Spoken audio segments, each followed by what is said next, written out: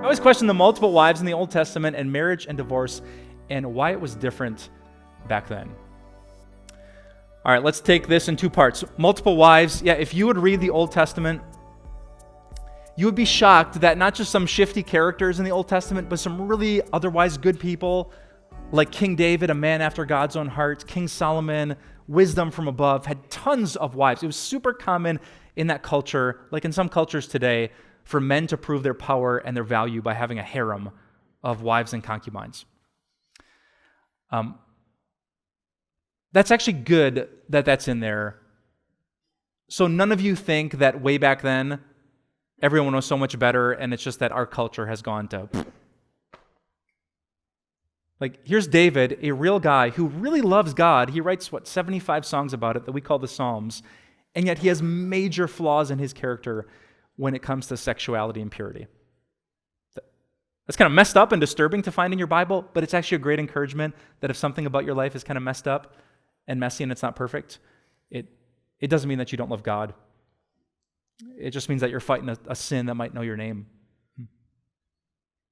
We do know from Genesis chapter 2 that God said a man should leave his father and his mother and be united to his wife, and the two will become one flesh. Not the five will become one flesh. The two shall become one flesh. Jesus reiterated that, so we know it's recorded in the Old Testament, but I've only heard one or two people say it was okay with God. It was prescribed, or I should say it was described for us, but not prescribed as something that you should do. All right, so guys, if you thought you're going to follow in David's footsteps, don't. All right, don't. How about marriage and divorce and why it was different back then? Jesus actually corrected that, right? Do you remember when in the Gospels, was it Matthew 19, people said, Jesus, can we divorce our wives for any and every reason? They had a really loose culture with the commitment of marriage. Sounds crazy, huh? And Jesus said, well, what does it say?